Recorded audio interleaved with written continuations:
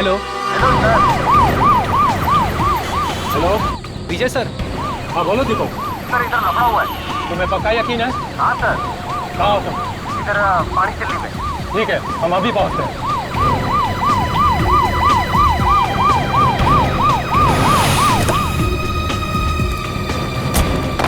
Sir कहाँ है गाड़ी? सर जा पकड़ो उसे।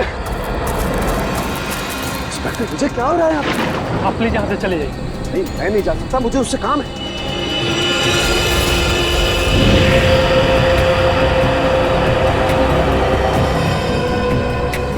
अब क्या करें सर? सीआईडी को फोन करना पड़ेगा।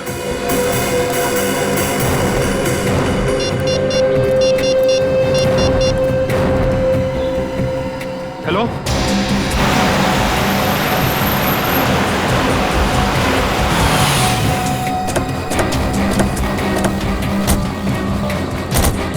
Hello sir. संगत का है? सर गाड़ी के अंदर।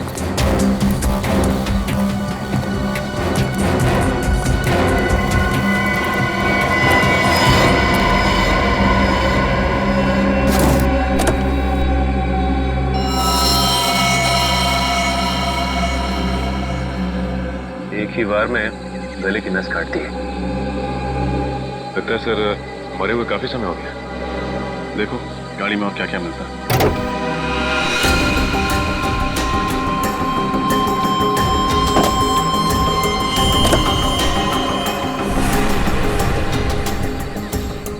सर यहाँ ये और गाड़ी की पिछली सीट पे खून के धब्बे।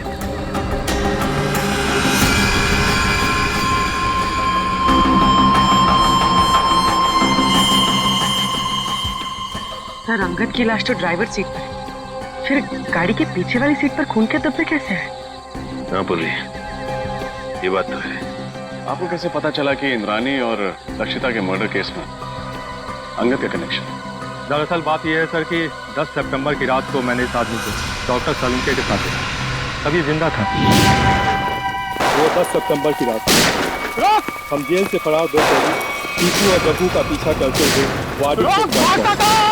वो हम पर लगातार फायर कर रहे थे। वहाँ पार्क की हुई एक गाड़ी के पीछे से भागते हुए वो जंगल में छिप गए। जब मैं उस गाड़ी के पास पहुंचा तो डॉक्टर सालुंके को उस गाड़ी से निकलते देख मैं आश्चर्यचकित रह गया। इंस्पेक्टर विजय क्या हो रहा है यहाँ पे? सर हम कुछ क्रिमिनल्स का पीछा कर रहे हैं। आपकी जान को भी खतरा हो सकता है। आप प्लीज यहाँ से चले जाइए। नहीं, मैं नहीं जा सकता, मुझे उससे काम है।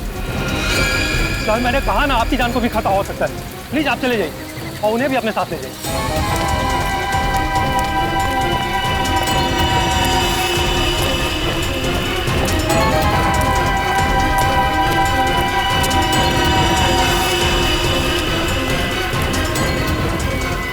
10 सितंबर को आपने डॉक्टर सालुंके को अंगद के साथ देखा था। 10 सितंबर को तो इंद्राणी और लक्षिता का खून हुआ था। सर हमने उनसे कहा था कि वो दोनों वहाँ से चले जाएं। वहाँ गोलियां चल रही थी, उनकी जान को खतरा था। लेकिन डॉक्टर सलूंके जिद करने लगे कि उन्हें इस आदमी से कुछ जरूरी बात करनी है। एक बात समझ में नहीं आई, लक्षिता और इंद्राणी के मर्डर से पहले सालुंके साहब अंगद को कैसे जानते थे? और आखिर ऐसी क्या बात थी कि वो उस रात अंगद से मिलने गए? ये सवाल तो डॉक्टर सालुंके से एसीपी सर ही पूछ सकता है। ये रही डॉक्टर सालुंके की तैयार की गई फॉरेंसिक रिपोर्ट जो उन्होंने सितंबर 11 को तैयार की थी। और इस फोल्डर में दोबारा की तैयार की गई पोस्टमार्टम रिपोर्ट है जो तारिका और मैंने मिलकर तैयार की। और क्या अंतर है दोनों में? डॉक्टर सालुंके की रिपोर्ट के मुताबिक इंद्राणी और लक्षिता का खून रात 9 और 11 बजे के बीच हुआ, जबकि सच तो यह है कि दोनों की मौत रात 8 बजे के पहले हो चुकी थी। क्या?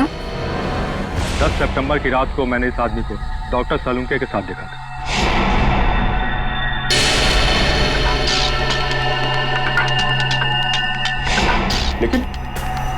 लेकिन डॉक्टर सालुंके ऐसी गलती कैसे कर सकते हैं? मुझे भी हैरानी हो रही है अभी। और तो और लाश के ऊपर जो बुलेट वुंड थे उसकी साइज भी उन्होंने गलत लिखी थी। असली घाव तो उससे काफी छोटे थे। नहीं, सालुंके साहब ऐसी गलती कर ही नहीं सकते।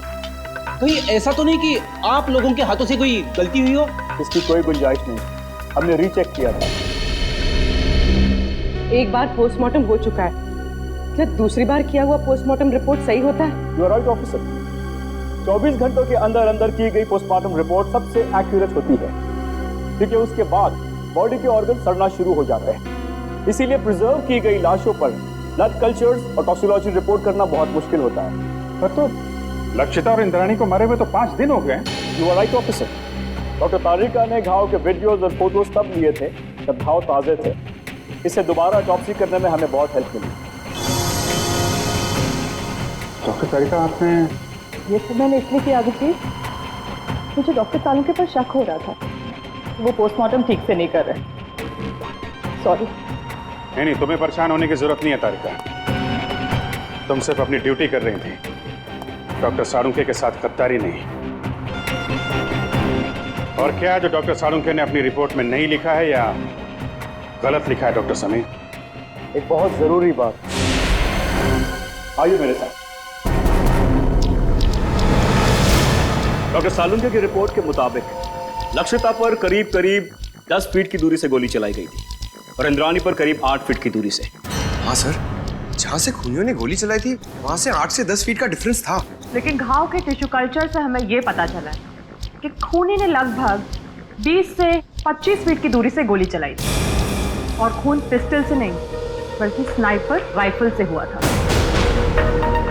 स्नाइपर राइफल से? सर, कोई घर में स्नाइपर राइफल यूज क्यों करेगा? और वैसे भी विशाल, शौनक और राहुल ने कहा था कि उन्होंने पिस्टल इस्तेमाल की थी और सर्चिंग के टाइम हमें कोई राइफल मिली भी नहीं थी। और डॉक्टर तारिका, फार्म हाउस से हमें ये 9mm बुलेट्स मिले, किसी राइफल के बुलेट्स नहीं। यही बात तो हम साबित करना चाहते हैं रजत, कि खूनी ने पिस्टल से नहीं बल्कि राइफल की हाई स्पीड बुलेट से खून किया था। और जब वो गोलियां लक्षिता और इंद्राणी के शरीर से बाहर निकल गई तब खूनियों ने वो गोली कहीं छिपा दी हो। ये बात मैं आप सबको डेमोन्स्ट्रेट करके एक्सप्लेन कर सकता हूँ। ये स्कल ए है, इस पर हमने ठीक उसी साइज का छेद किया है जो लक्षिता के सर पे था। और स्कल बी और स्कल सी बिल्कुल सही सलामत है। मैं अभी आप लोगों के सामने स्कल बी पर .22 पिस्टल से 10 फीट की दूरी से फायर करूंगा और स्कल सी पर स्नाइपर राइफल से तकरीबन 20 फीट की दूरी से फायर करूंगा। तो जाहिर सी बात है कि दोनों बुलेट से अलग अलग किस्म के घाव होंगे। तो जो घाव लक्षिता के सर के घाव से यानी स्कल ए के घाव से मैच करेगा वो घाव मर्डर वेपन से किया गया होगा। राइट। गुड।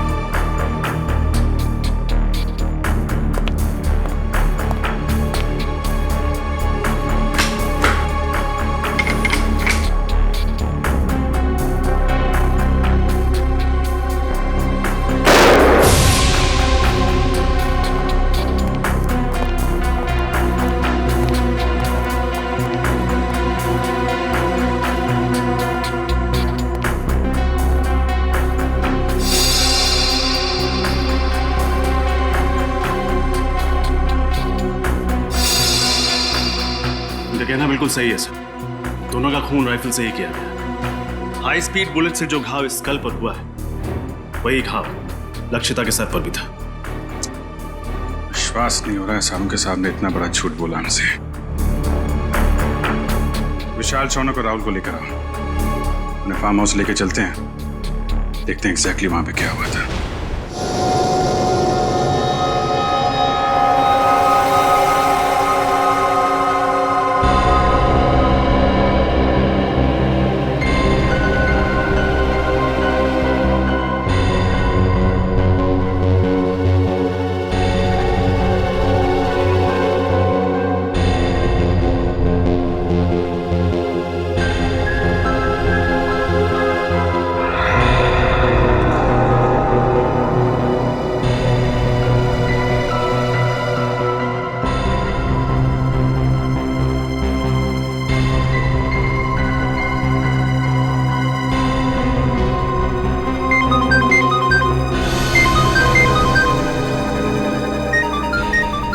ये मेरा फोन है, मुझे लेने दो। डॉक्टर सालुंखे, आप शांत हो जाइए। अगर आप इतना चिल्लाएंगे तो आपका बीपी हाई हो जाएगा। Private number?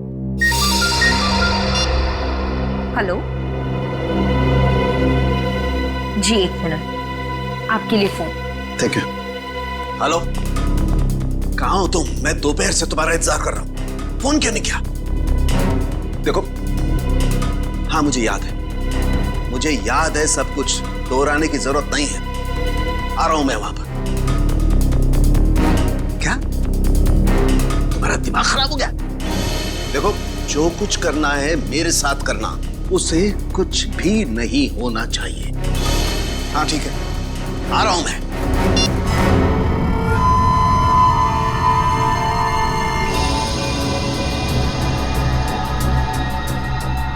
तो लक्षिता और इंद्राणी यहां सोफे पे बैठे हुए थे। अब ठीक से याद करके बताओ कि 10 सितंबर की रात को यहाँ पे क्या हुआ था? क्या किया था तुम लोगों ने? सर, उस रात करीब 9-9:15 बजे होंगे सर। हम लोग पिस्तौल लेके जैसे ही फार्म हाउस के बाहर पहुंचे, यहाँ कोई वॉचमैन नहीं था। सर, हमने तय किया था कि हम पहले दोनों को शांति से समझाएंगे, अगर वो नहीं मानेंगी तो फिर उन पर गोली चलाएंगे। तो फिर तुमने उन्हें समझाने की कोशिश की?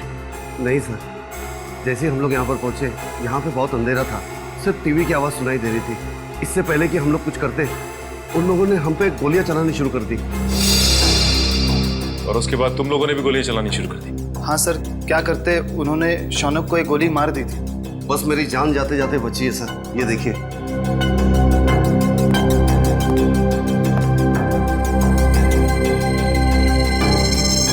जब तुम्हें ये गोली लगी तो तुम कहाँ खड़े थे? यहाँ सर,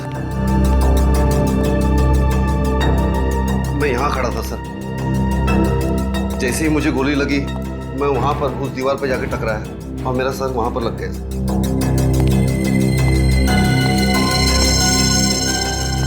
यहाँ पे गोली लगी तो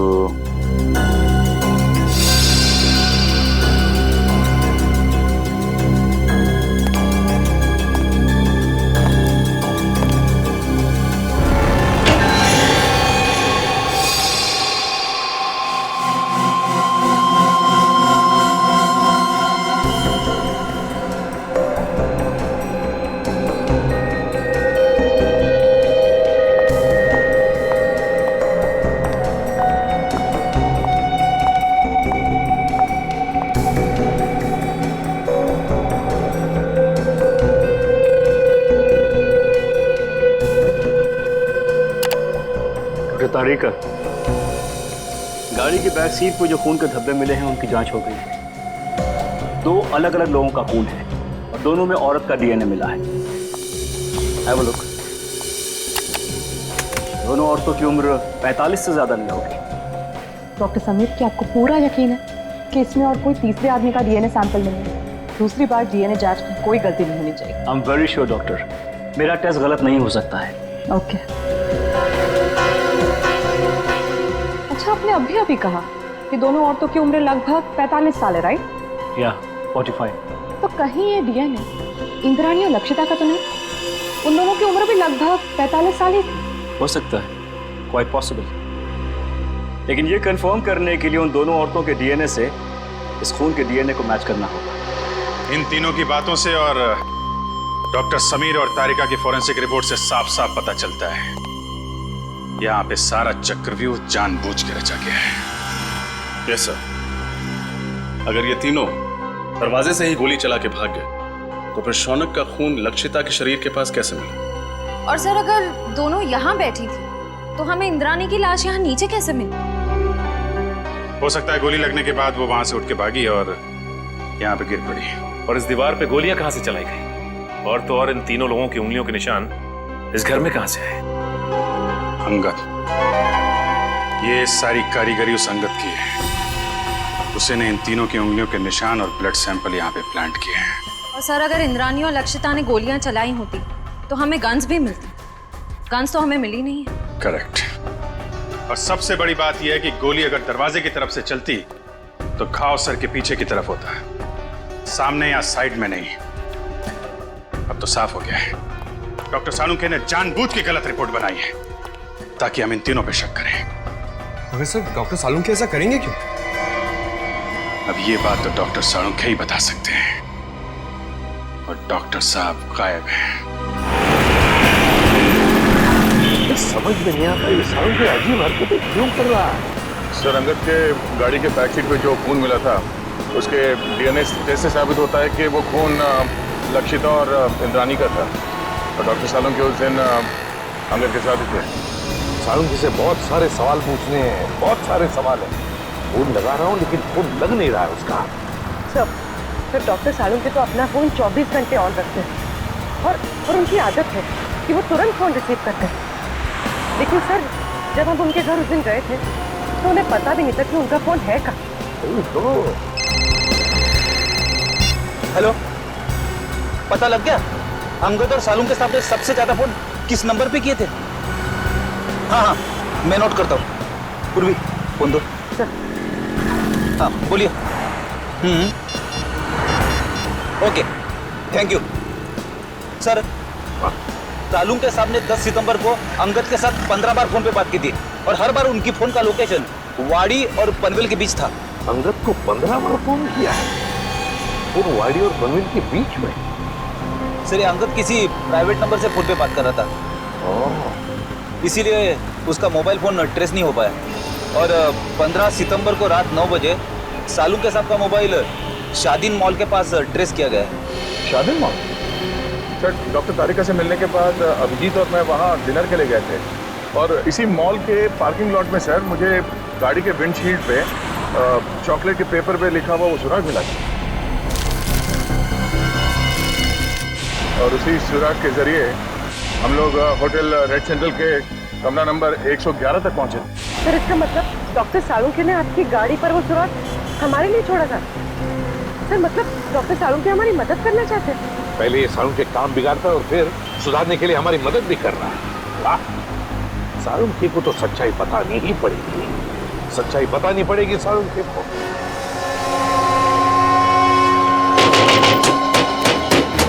सालुंके! सालुंके! डॉक्टर साहब! सालुंके साहब! सर, दरवाजा तोड़ दूं? तोड़ दो। डॉक्टर साहब! सालुंके! सालुंके! देखो उसे, देखो।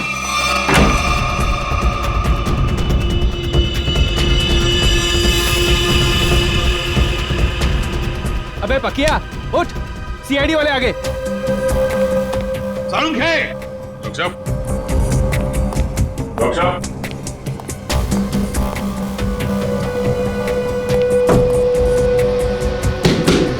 सालुंके साहब!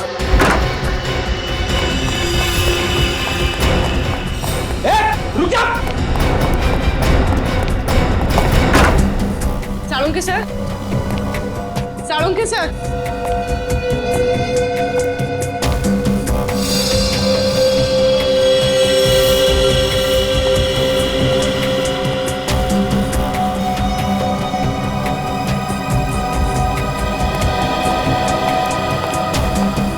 सालुंके गायब है ना? क्या शक था मुझे यही होगा। सर, आप ये क्या है? सालुंके का पुराना शौक, लकड़ी के मॉडल्स बनाना।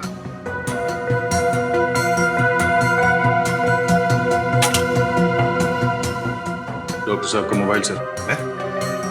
मोबाइल छोड़कर गया वो? ऑफ है।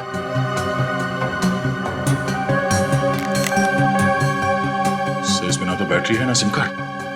बैटरी भी नहीं, सिम कार्ड भी नहीं।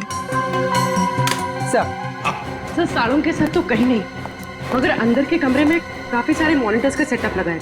CCTV monitor. CCTV monitors?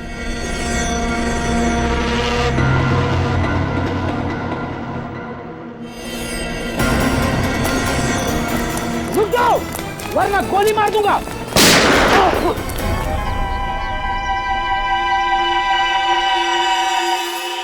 बच गया। बच गया, लेकिन अब नहीं बचोगे बच्चू।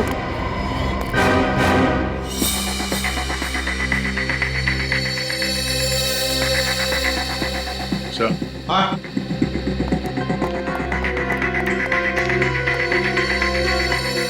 ये देखिए सर, खुफिया कैमरा। लगता है कोई डॉक्टर सालुंके के ऊपर नजर रखे हुए था। सर, और ये मोनिका भी कहीं दिखाई नहीं दे रही। सर, मुझे लगता है सालुंके सर को ये कहीं लेकर गई होगी सर। ये दोनों बताएंगे सर। हमें कुछ नहीं मालूम साहब। क्या जानते हो तुम? साहब कुछ नहीं जानते सर। कुछ नहीं जानते? कुछ नहीं जानते साहब हम तो सिर्फ घर की देखभाल करते हैं साहब। डॉक्टर साळुंके और मैडम मोनिका के जाने के बाद घर में कोई ना देख पाए सर। डॉक्टर साळुंके कहाँ है? हमें कुछ नहीं मालूम सर। तो छोटे मोटे टपोरी है सर। हमें कहा गया था इस घर पे नजर रख के, और जब भी कोई इधर ताक झाक करे तो हमें खबर कर दे। तुमने अभी तक ये नहीं बताया कि डॉक्टर साळुंके और मोनिका कहाँ है? बताओ। कैसे बताए सर? हमें खुद को नहीं पता। हमें तो इतना पता है कि जब तक राहुल, शौनक और विशाल को अदालत सजा नहीं दे देती तब तक डॉक्टर साळुंके को अपने कब्जे में रखने का है। सर हमने आपको सब कुछ बता दिया है सर, अपना जुर्म भी कबूल कर लिया है सर। और सर ये भी बता दिया है कि हमने लक्षिता और इंद्राणी का खून कैसे किया, फिर हमें यहाँ क्यों बिठा के रखा है? ये बताने के लिए कि इंद्राणी और लक्षिता का खून तुम लोगों ने नहीं किया। क्या? पर सर हमने तो सर अपने हाथों से लक्षिता और इंद्राणी पे गोली चलाई थी सर। हाँ लेकिन वो दोनों पहले से ही मर चुकी थी। क्या? वो दोनों मर चुके थे? हाँ, मैं समझाता हूं। तुम तीनों ने गोलियां जरूर चलाई थी इंद्राणी और लक्षिता पर उनकी मौत जिन गोलियों से हुई वो गोलियां तुम लोगों ने भी चलाई। तो फिर वो गोलियां किसने चलाई? उस खूनी ने चलाई थी गोलियां जो तुम्हें इन दोनों के खून में फंसाना चाहता था। सर अगर हमने खून नहीं किया तो फिर हम जा सकते हैं सर? नहीं, तुम लोगों ने खून नहीं किया, पर खून करने की कोशिश जरूर की है और इसकी सजा तुम्हें जरूर मिलेगी। देखो, अगर तुम तीनों लंबी सजा से बचना चाहते हो तो तुम तीनों को हमारी मदद करनी होगी ताकि असली गुनहगार पकड़ा जा सके। करेंगे सर, आप जो कहेंगे करेंगे। हम लोग तीनों आपकी पूरी मदद करेंगे सर। और एक बात बताओ, क्या तुम लोगों का ऐसा कोई दुश्मन है जिसे फायदा हो तुम तीनों को फांसी पे चढ़ाकर? सर दुश्मन तो वैसे कई है। हम लोग जिस धंधे में काम करते हैं वहां पर सर दोस्त कम दुश्मन ज्यादा होते हैं। किस किस का नाम ले सर? सर, इन तीनों को फंसाने के लिए खूनी को पहले से मालूम होना चाहिए था कि उस रात ये लोग लक्षिता और इंद्राणी का खून करने जाने वाले हैं। ये बात तो है दया, कोई तो जरूर जानता होगा। एक बात बताओ, कौन जानता था तुम्हारे इस प्लान के बारे में कि तुम उस फार्म हाउस पर जाने वाले हो? नहीं सर, ये बात तो हमने राजी रखी थी। वैसे ये प्लान तुम लोगों ने बनाया कहां पर? हा? सर होटल रेड सेंट्रल में। अंगद के कमरे में? कमरा नंबर 111 में? नहीं, रूम नंबर 111 में नहीं सर, 308 सर। हाँ सर। और रूम नंबर 308? तो क्या कोई अजनबी आया था तुम्हारे कमरे में 308 में जब तुम लोग बातचीत कर रहे थे? विशाल, तुझे याद है जब हम लोग उस कमरे में बात कर रहे थे तो वहाँ एक वेटर आया था इंटरकॉम का फोन रिपेयर करने के लिए, और उसने गलती से टेबल पे रखा हुआ खाना गिरा दिया। अरे गलती से नहीं भाई, जानबूझकर गिराया था उसने खाना। और वो उस कमरे के अंदर कपड़ा ढूंढ रहा था खाना पोंछने के लिए, ताकि वो टाइम पास कर सके और हमारी बातचीत सुन सके। लेकिन सर हमने उसके सामने तो कोई ऐसी बातचीत की ही नहीं थी। सचिन, ले जाओ इन तीनों को। चलो आप रेडी? क्या पता चल? सर हमने पूरा फुटेज चेक कर लिया सर। साळुंके साहब के घर पे मोनिका और तारिका के अलावा बाहर का कोई आदमी आया नहीं था। और सर साळुंके साहब और तारिका के बीच में कुछ बातचीत हुई है। क्या बातचीत हुई है? अब साउंड नहीं है, इसके लिए समझ में नहीं आ रहा है। सर, किसी लिप रीडिंग एक्सपर्ट को बुला लेते हैं, शायद कुछ पता चल जाए कि इन दोनों के बीच क्या बातचीत हुई थी। बुला लो किसी लिप रीडिंग एक्सपर्ट को, पता तो चले क्या बात हो रही थी। होटल रेड सेंट्रल, कमरा नंबर 308, वेटर।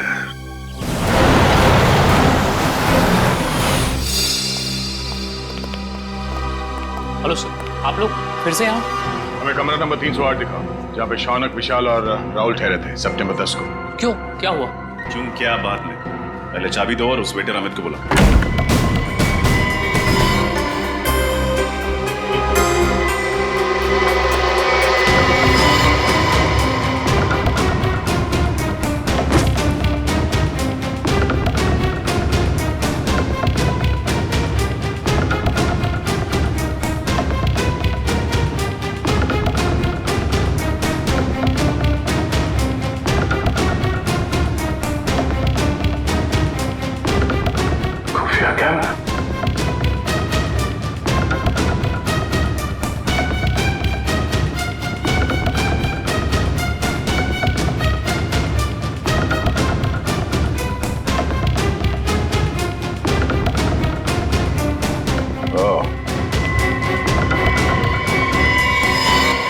ये देखो, खुफिया कैमरा और ये बग, इन चीजों के जरिए खूनी शौनक और उसके साथियों का प्लान सुन रहा था। सर अमित आ गया। आइए अमित जी, आइए। हाँ, बैठ बैठ इधर। तूने लगा था ना ये कैमरा और ये बग इस कमरे में, हाँ? ताकि तुम विशाल, शौनक और राहुल की बातें सुन सको। क्यों? नहीं सर, मैंने कोई बग नहीं लगाया सर, मैंने कोई बग नहीं लगाया सर। देख, सच बोल, वो बग हमें मिल चुका है, समझा? बात यहीं पे बताएगा या कहीं और ले चले तुझे? हाँ सर, हाँ, मैं नहीं लगाया था बग सर, मगर मैंने ये अंकल साहब के कहने पे ही किया था साहब, और उन्होंने मुझे 50,000 के बदले में 2 काम करने को कहा था साहब। कौन से 2 काम? सर, एक काम तो किसी बहाने इसी कमरे में बग और कैमरा लगाने को कहा था साहब। और दूसरा काम? दूसरा काम लक्षिता और इंद्राणी मैडम को इस होटल के बाहर किसी इलाके में छोड़ने को कहा था साहब। कब की बात है ये 10 सितंबर शाम को 6:45 बजे के आसपास का टाइम था सर। 10 सितंबर। चल, हमें वो जगह दिखा जहाँ पे तुमने लक्षिता और इंद्राणी को छोड़ा था। चल चल।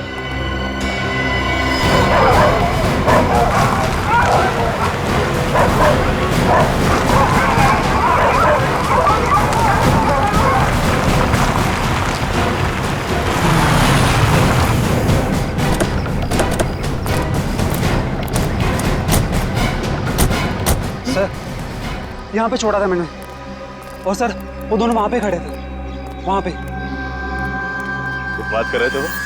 हाँ सर, बहुत ही गुस्से में बात कर रहे थे सर।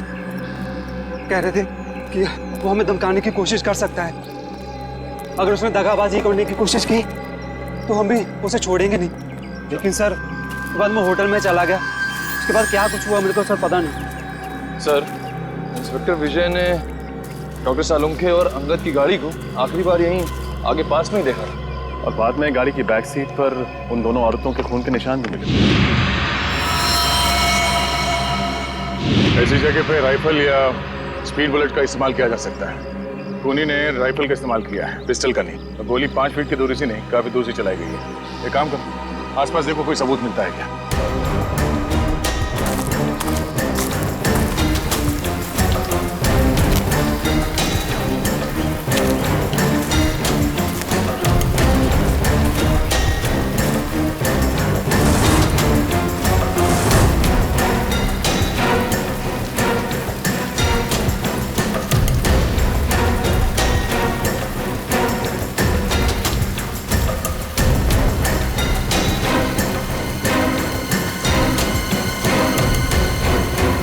तो गोली और इस पे खून भी लगा हुआ है।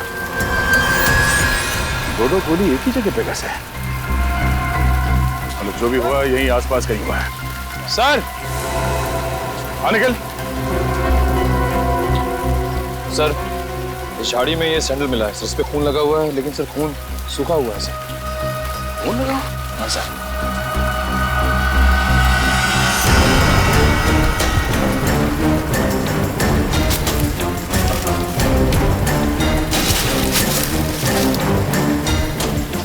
सर ये तो लक्षिता मैडम का बैग है, मुझे अच्छी तरह से याद है, उस दिन होटल में वो यही बैग लेकर आई थी। लक्षिता मैडम का बैग? कैसे? खून लगा हुआ है। इस बैग पे जो उंगलियों के निशान हैं, जरूर उस खूनी के होंगे। और वो खूनी भी ज्यादा दूर नहीं गया होगा।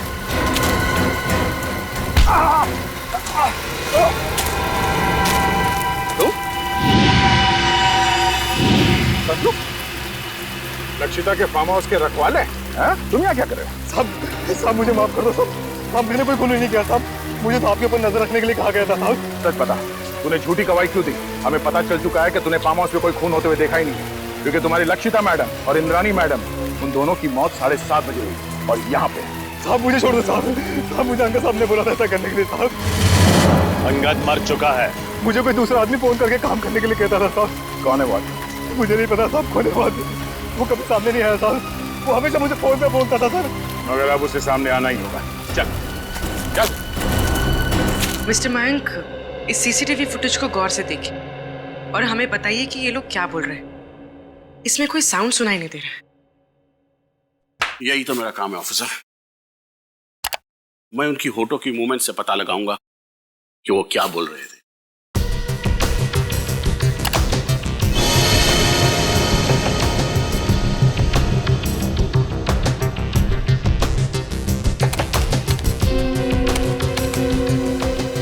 ACP sir,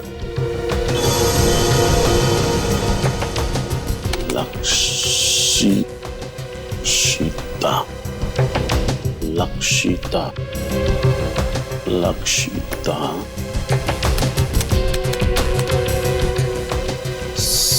CID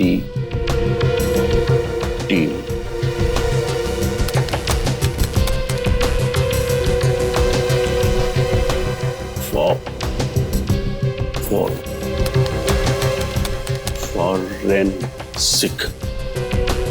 forensic. Abhijeet, उस प्लॉट पर से जो पर्स मिला उस पर जो उंगलियों के निशान है वो खूनी के ही हैं। सर ये खूनी बहुत चालाक है, काम होने के बाद अपने आदमियों को भी मार डालता है। अंगद के अलावा किसी और को कुछ मालूम नहीं था उसके बारे में, इसलिए लक्षिता और इंद्राणी को मारने के बाद उसने अंगद का भी खून कर दिया। और इसीलिए अभिजीत मुझे साळुंखे की चिंता हो रही है, उसकी भी जान को खतरा हो सकता है। समझ में नहीं आता गया कहाँ। हाँ, मैं कुछ मिला क्या? सर कोशिश कर रहा हूं सर। सर ये मोनिका मुझे नर्स नहीं एक क्रिमिनल लगती है, जरूर यही साळुंखे साहब को कहीं ले गई होगी। हाँ, और ये तारिका ये साळुंखे के घर क्यों गई थी उससे मिलने? और ये बात उसने हमें बताई भी नहीं।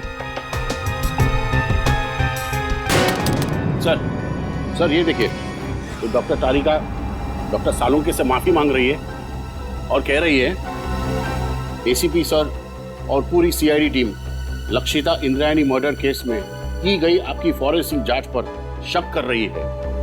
सॉरी सर, ये सब मेरी वजह से हो रहा है।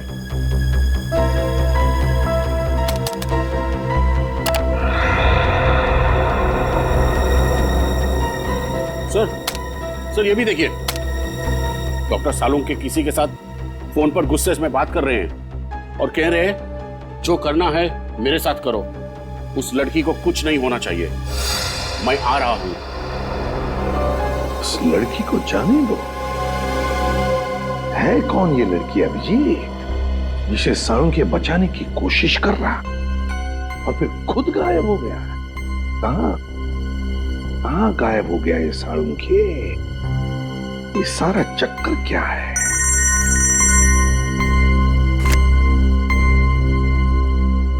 डॉक्टर समीर, ये देखिए सर, ये तो हाई स्पीड बुलेट है। यस सर, और ये .22 कैलिबर की राइफल से फायर की गई थी। लक्षिता और इंद्राणी के शरीर पर जो घाव थे वो इन्हीं बुलेट से हुए थे सर। ओह,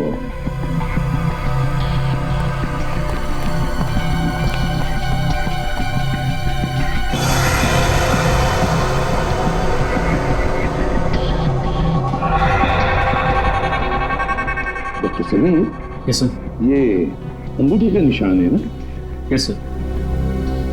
ये ऐसे धुंधले क्यों है ये निशान? ये ठीक से नहीं?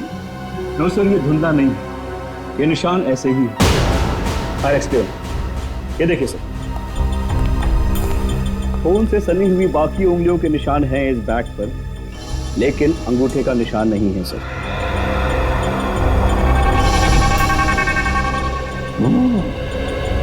लगता है अभिजीत ये अंगूठा डैमेज्ड है, जिसकी वजह से रेखाएं मिट गई हैं। हाँ सर, लगता है ऐसा हाथ मैंने कहीं देखा है। बिल्कुल सही अभिजीत, मैंने भी ऐसे अंगूठे वाले आदमी को देखा है। लेकिन अभिजीत, हम ऐसे अंगूठे वाले खूनी को तब तक नहीं पकड़ सकते जब तक हमें यह पता नहीं कि उसने साळुंखे को छुपा के रखा कहां है, और फिर साळुंखे किस लड़की को बचाने की कोशिश कर रहा है समझ में नहीं आ रहा है, और फिर क्यों? तो अब क्या करें सर? कुछ तो जरूर करेंगे, कुछ तो जरूर करेंगे। साळुंखे को तो ढूंढना ही है। जरा सोचो, साळुंखे ने फोरेंसिक का रिपोर्ट गलत बनाया था ताकि हम उस पर शक करें। और फिर उन्होंने दया के लिए होटल रेड सेंट्रल का सुराग छोड़ा, उसकी गाड़ी के वाइपर पे। उन्हें पता था कि हम उनके घर पे पूछताछ करने जरूर जाएंगे, और हमें पता चल जाएगा कि उनके घर पे सीसीटीवी कैमरे लगाए गए हैं। सर, डॉक्टर साळुंखे ने हर कदम पे बहुत होशियारी से हमारे लिए सुराग छोड़े हैं, तो अपने घर पे कोई ना कोई सुराग छोड़े बगैर तो जा नहीं सकते सर। लेकिन सर हमें उनके घर पर ऐसा कुछ भी नहीं मिला था। है सुराग है। कौन सा सुराग सर? घर रेडी, घर, एक लकड़ी का छोटा सा घर। सीसीटीवी फुटेज में हमने देखा है कि साळुंखे घर से बाहर जाने से पहले एक छोटा सा घर बना रहा था। वो घर तो डॉक्टर तारिका के घर जैसा है। हाँ, तारिका कहाँ है? डॉक्टर समीर, तारिका कहाँ है? सर, अंदर की कार सीट पर जो खून के धब्बों के निशान मिले थे, उनकी जांच करने के बाद वो कहीं चली गई है। उसका फोन भी नहीं लग रहा। मतलब डॉक्टर साळुंखे फोन पे जिस लड़की को बचाने की बात कर रहे थे वो डॉक्टर तारिका है। हाँ अभिजीत, साळुंखे तारिका के घर ही गया है। इसका मतलब है साळुंखे और तारिका की जान खतरे में है।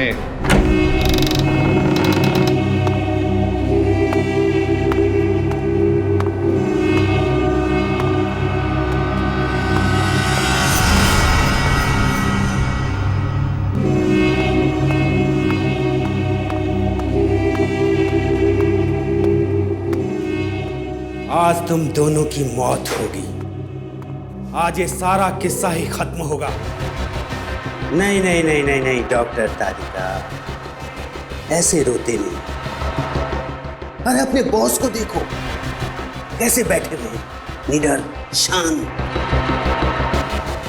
बहुत होशियार समझते हो अपने आप को ना, जरूरत से ज्यादा चालाक और चतुर।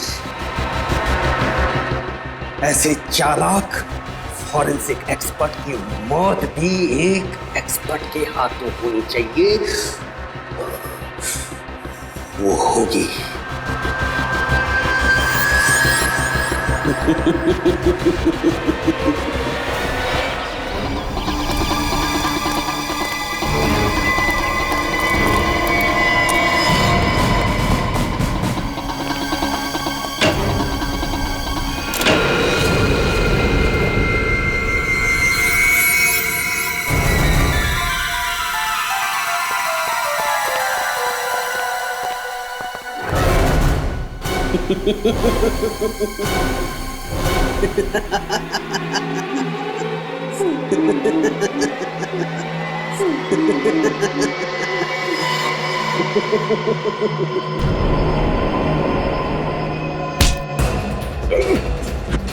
इंजेक्शन दे दो तुषार। हरगिज नहीं, सीआईडी मुझे जिंदा कभी नहीं पकड़ सकती है। मैं ये इंजेक्शन खुद इंजेक्ट करूंगा। नहीं।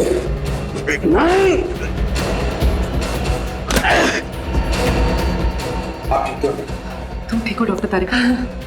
बहुत होशियारी दिखा दी तुमने तुषार। बता, तेरे साथी मोनिका कहाँ है? मैंने इसे भी जहर का इंजेक्शन दिया है। साथी सबको नहीं छोड़ा। पंकज, जल्दी से मोनिका के पास जा और उसे हॉस्पिटल पहुंचा। अब तेरा खेल खत्म तुषार। तूने डॉक्टर साळुंखे को बेईमानी करने पर मजबूर किया, लेकिन उन्होंने बेईमानी में भी ईमानदारी दिखाई और हमारे लिए सुराग छोड़ते गए। आपने मुझे धोखा दिया डॉक्टर साहब। अगर मुझे फांसी नहीं हुई तो जेल से निकलने के बाद मैं सीधे आपका खून करूंगा। अगर दोबारा डॉक्टर साळुंखे के साथ ऐसे बात की तो तू बोलने लायक भी नहीं रहेगा।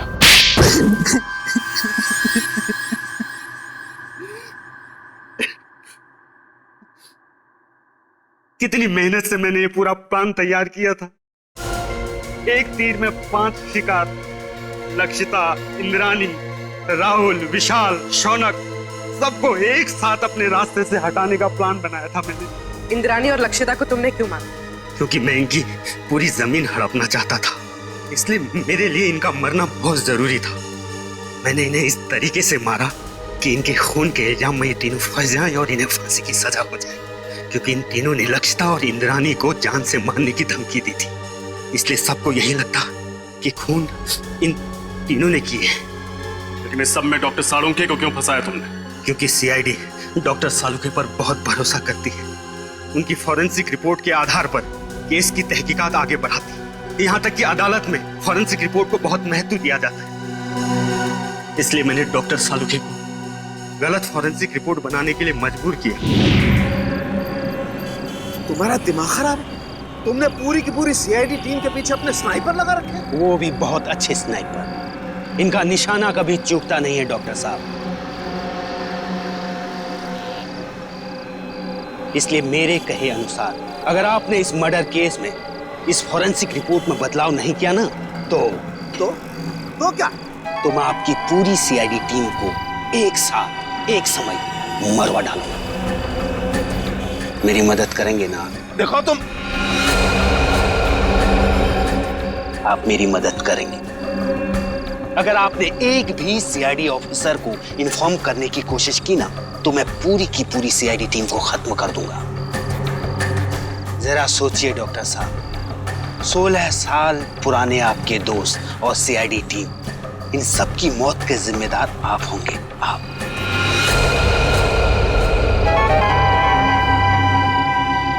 ठीक है, मैं तुम्हारी मदद करूंगा। बहुत अच्छी। और हाँ, कोई होशियारी नहीं। तुम्हारी हर चीज अभी रिकॉर्ड करेगा। तुमने डॉक्टर साळुंखे पर दबाव डालने के लिए हमारी जान लेने की धमकी दी। एक इंसान के पीछे एक हैवान छुपा हुआ है। अब बताओ, 10 सितंबर की रात को पनवेल के फार्म हाउस में क्या हुआ था?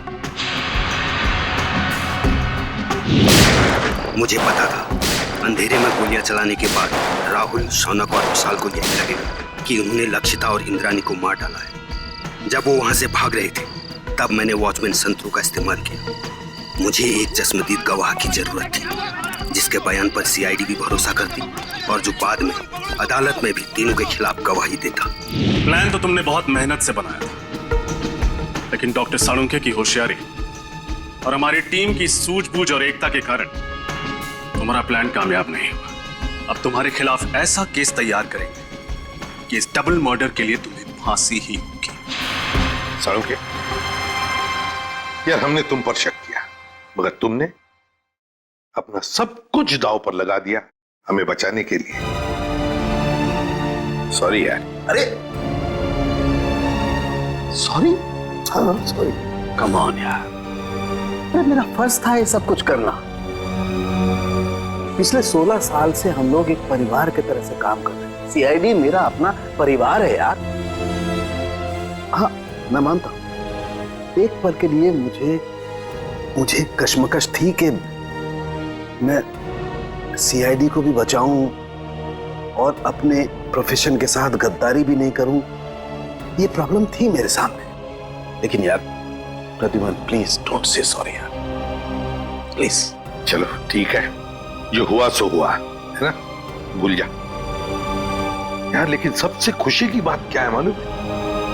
जो तू सही सलामत वापस आया वन पीस में। आना ही था मुझे वापस। मुझे पूरा भरोसा था तुम लोगों पर। मुझे मालूम था तुम लोग मुझे कभी कुछ नहीं होने दोगे। तू रोता क्यों है? रो नहीं रहा हूं मैं यार, रो नहीं रहा हूं मैं यार। तुम नहीं सुधरोगे यार।